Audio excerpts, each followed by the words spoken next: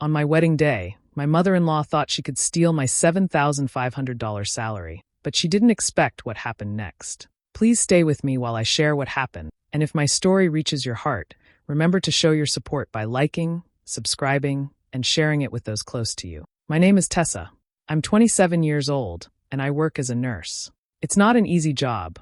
The long shifts, the sleepless nights, the constant pressure of being responsible for people's lives. But I never complained because every dollar I earned was hard-earned. I had a strict budget, and I saved carefully. That $7,500 a month wasn't just a number to me. It was security, stability, and proof of how hard I worked. I thought my future husband, Ethan, understood that. He's 29 and a teacher. He's kind and smart, but there's one thing that always scared me, his mother, Emerson. From the first day I met her, she looked at me with cold eyes. She had this sharp way of talking, as if every word was dipped in judgment. She never liked me. Maybe because I wasn't the rich daughter-in-law she imagined. Maybe because she hated how independent I was. She always found ways to put me down. If I talked about saving money, she rolled her eyes and said, "My son deserves better than a wife who counts pennies." If I skipped a fancy dinner to pay my bills, she told Ethan that I was being cheap. Every time she spoke, it felt like she was saying I wasn't good enough, but I tried to ignore her. I told myself that once we were married, things would settle. I poured my heart into planning our future. Ethan and I dreamed of buying a house together. I worked extra shifts to make that possible, and even on nights when I came home exhausted, I kept pushing myself because I wanted a good life for us. Still, Emerson never stopped. She kept showing up uninvited, criticizing the food I cooked, the clothes I wore, even the way I decorated our small apartment. She wanted control, and when she couldn't control me, she tried to control Ethan. He loved his mom, and I could see how hard it was for him to stand up to her. Sometimes he stayed quiet when she insulted me, and those silences hurt more than her words. As the wedding day got closer, Emerson's interest in me suddenly shifted to something else, my money. At first, it was small comments. "So, Tessa, how much do nurses really make? Is it true you bring home more than $7,000? She asked as if it was casual curiosity, but I felt the weight behind her words. She hinted that my salary should be shared, that family money was more important than my independence. I brushed it off, but inside I felt uneasy. Emerson wasn't just a meddling mother-in-law. She was dangerous in a way I hadn't fully understood yet. And soon, on the most important day of my life, I would find out exactly how far she was willing to go. The weeks leading up to my wedding should have been the happiest days of my life. I imagined myself walking down the aisle, surrounded by love, excitement, and peace. Instead, I felt like I was drowning under constant criticism, and all of it came from Emerson, my future mother-in-law. Nothing I did was ever right for her. When I showed her the flower arrangements, she sniffed and said, "Cheap roses. My son deserves orchids at least." When we finalized the catering menu, she complained, "Too plain. Our family deserves better food than this." Even when it came to the cake, she wrinkled her nose. 3 tiers? How embarrassing. A proper wedding should have at least 5. It was like every decision I made was a personal insult to her. At first, I tried to be polite. I smiled, nodded, and told myself not to let her ruin my mood. But it became impossible when she started offering her help. She didn't mean real help. What Emerson meant was control. She wanted to decide who would sit at the front tables, which relatives should be invited, and even what music should play during the reception. One afternoon, she showed up at the bridal boutique uninvited. I had been trying on dresses with my bridesmaid, feeling so excited to finally see myself as a bride. Emerson sat in the corner with her arms crossed, her lips pursed. When I stepped out in the dress I loved, she let out a laugh and said, "Oh no, not that. That's far too simple. My son deserves a wife who looks like a queen, not a nurse playing dress-up." My heart sank, and even though my bridesmaids defended me, the joy of the moment was gone. What made it worse was Ethan. I loved him, but whenever Emerson pushed, he bent. She'd say, "Ethan, don't you think this is too plain? Don't you think we should upgrade?" And he'd hesitate, then mumble, "Maybe Mom's right." It was like he couldn't see how much it hurt me. Instead of standing beside me, he let her take over, little by little. And then her attention turned toward something far more personal, my finance. It started subtly. "So, Tessa, nurses make decent money, don't they?" she asked at dinner one night, pretending it was casual. I gave her a short answer, but she wasn't satisfied. Soon, she was throwing out numbers, testing me. "What is it, 7,000 a month?" 8. That's quite a lot for someone so young. I felt my stomach twist. Then she dropped the real hint. "Of course, once you're married, it'll all go into the family account, right? Ethan will need access to that. Marriage is about sharing, after all." She said it with a smile, but her eyes were sharp, waiting for my reaction. I tried to laugh it off, but inside alarm bells were ringing. Emerson didn't just want to control the wedding. She wanted to control my money, too. That night, I lay awake, staring at the ceiling, replaying her words. For the first time, I began to guard my bank account like a treasure, checking it more often, setting alerts, and keeping my documents close. It was just a feeling then, but deep down, I knew Emerson was planning something, and I had to be ready. The morning of my wedding should have felt magical, but instead it felt like I was walking into a storm. My bridesmaids were buzzing around me, doing last-minute touches on my hair and makeup, but my stomach was in knots. I told myself it was just nerves, that every bride feels this way. But deep down, I knew the real reason, Emerson. She arrived early, as if she wanted to set the tone for the day. The first thing she did was glance at the flower arrangements and scoff. "Is this really it? Lilies? They look like funeral flowers," she muttered loudly enough for everyone to hear. My bridesmaids exchanged annoyed looks, but I forced a smile, trying not to let her words ruin the moment. Minutes later, chaos broke out when my shoes went missing. The satin heels I had carefully picked for months were suddenly nowhere to be found. We searched the bridal suite frantically, only for them to magically appear under a chair Emerson had been sitting near. She claimed she had no idea how they got there, but I wasn't convinced. Every move she made seemed designed to rattle me. She complained the makeup was too pale, the dress was too tight, and she even asked, "Are you sure you're ready for marriage? My son needs someone who can handle pressure." It was like she wanted me to break down before even walking down the aisle. Thankfully, my bridesmaids rallied around me. Ashley, my maid of honor, squeezed my hand and whispered, "Don't listen to her. Today is your day, not her." The others nodded in agreement, brushing away Emerson's comments as they fixed my veil. Their encouragement kept me from crying, but the tension still hung in the air like a shadow. At one point, I stepped outside the suite to get some air, and that's when I saw Emerson huddled in the corner with Ethan's cousin, whispering. I couldn't make out everything, but one word stood out clearly: salary. My heart dropped. Even on my wedding day, she couldn't let it go. She was whispering about my income as though it was her business, as if the money I worked so hard for somehow belonged to her family. I tried to shake it off, reminding myself that today was supposed to be about love, not money. But the unease crept back when I returned to the suite and caught Emerson standing by my purse. She had the zipper half open, her hand frozen inside when she realized I was watching. "Looking for something?" I asked, my voice sharper than I intended. She pulled her hand back slowly, her face unreadable. "Oh, relax, Tessa. I was just checking if you had tissues. A bride should always carry some." Her words dripped with false innocence, but I didn't believe her for a second. I closed the purse myself and kept it beside me. She smirked, as though daring me to accuse her. The moment passed, but a chill settled over me. It was only morning, and I could already feel that Emerson had something bigger planned. Something told me this was just the beginning. The ceremony had been beautiful. For a short while, I actually forgot about Emerson's constant comments and the tension she always carried with her. Standing in front of Ethan, exchanging vows, I felt like everything would finally fall into place. When the applause filled the room and we walked back down the aisle as husband and wife, I allowed myself to breathe. The guests moved toward the reception hall, laughter and music filling the air. For once, it seemed like things were going smoothly, but Emerson was strangely quiet. She didn't join in the laughter, didn't dance, didn't mingle. Instead, I noticed her slipping out of the reception with a look on her face that set off alarms in my head. I brushed it aside at first, thinking maybe she just needed a break.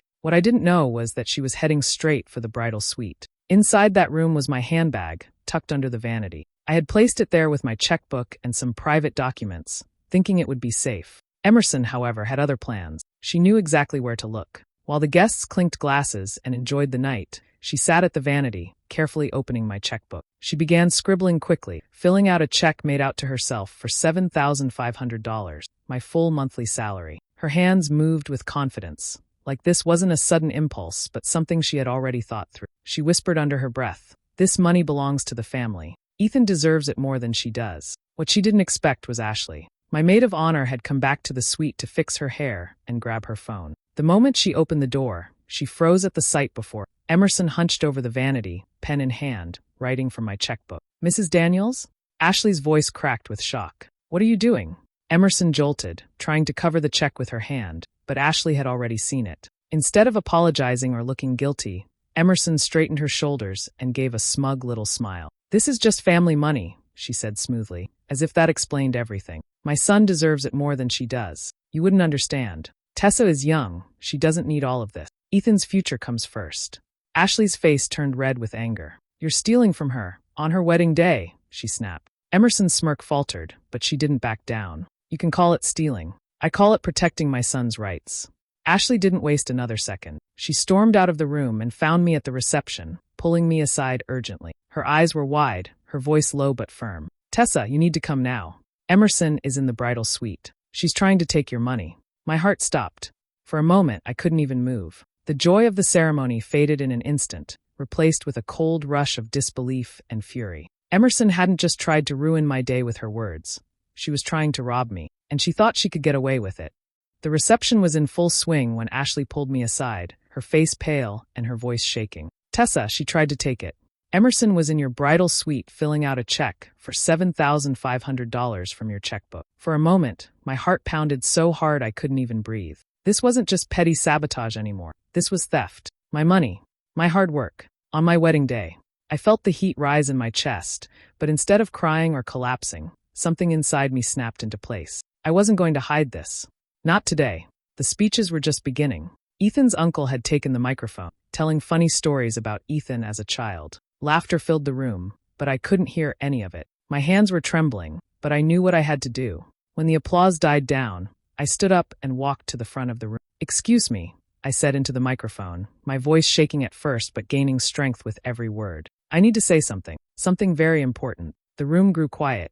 Faces turned toward me, smiling, expecting a sweet speech about love or gratitude. What they got instead was the truth. "Just a few minutes ago," I continued, "my mother-in-law, Emerson, was caught in the bridal suite trying to write herself a check for my full salary, $7,500, on my wedding day." Gasps filled the room. People exchanged shocked looks, some whispering, others staring straight at Emerson. I saw her freeze in her chair, her face twisting from shock to anger in a split second. "That's not true," she shouted, standing up. "I wasn't stealing. I was protecting Ethan's future. That money belongs in the family, not in some separate account Tessa keeps to herself." The room buzzed louder, half the guests whispering in disbelief, others frowning at me as if trying to decide who to believe. Emerson clutched her chest dramatically, playing the victim. "I only wanted what's best for my son." "Is that such a crime?" she cried, her voice dripping with false innocence.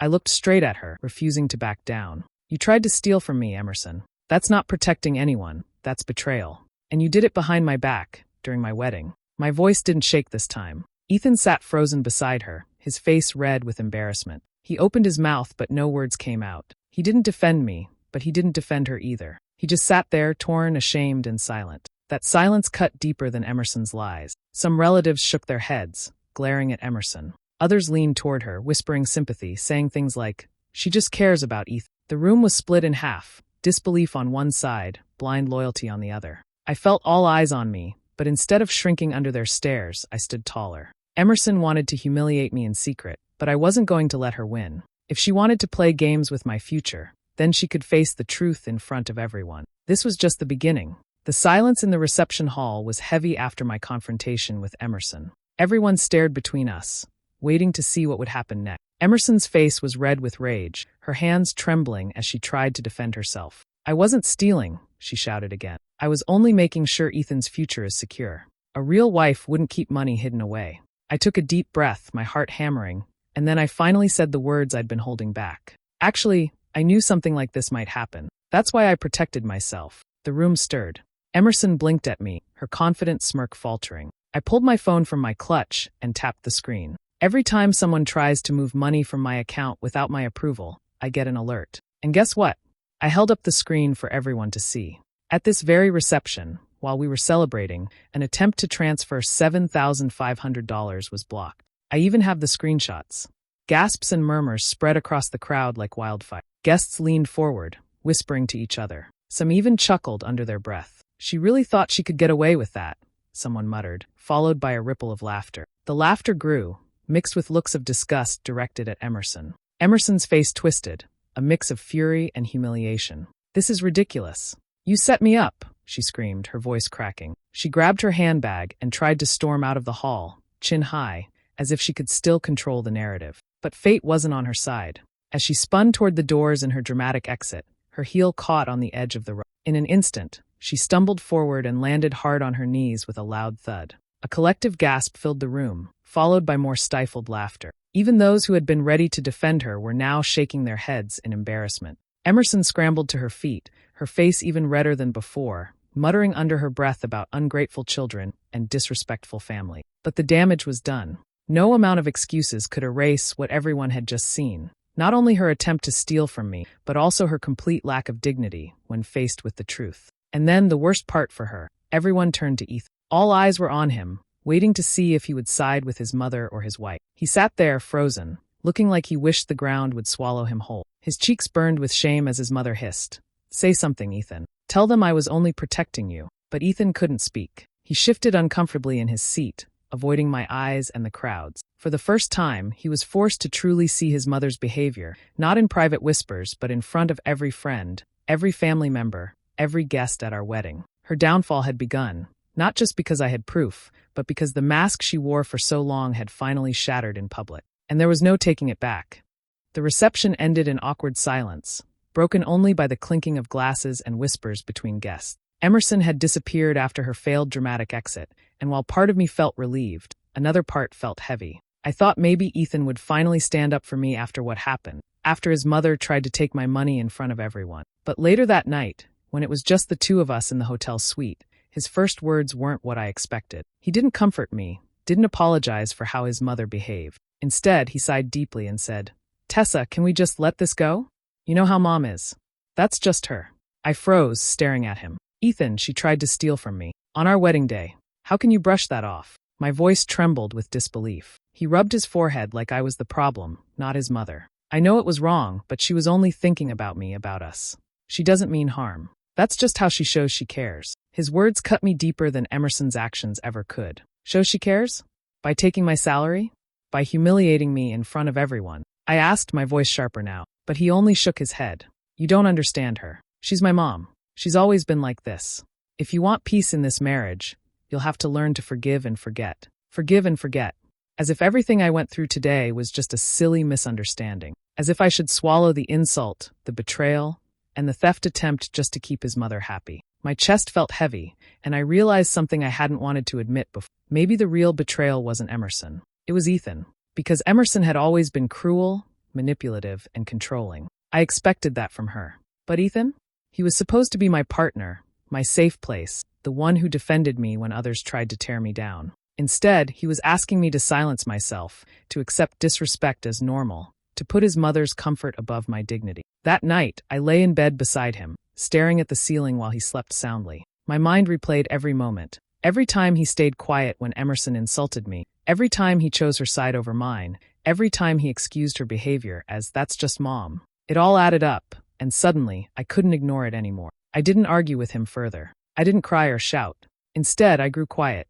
And in that silence, my thoughts began to shift. I started looking at my marriage not with excitement for the future, but with doubt. Maybe the problem wasn't just an overbearing mother-in-law. Maybe the real problem was a husband who would never choose me over her. And once that thought entered my mind, I couldn't push it away.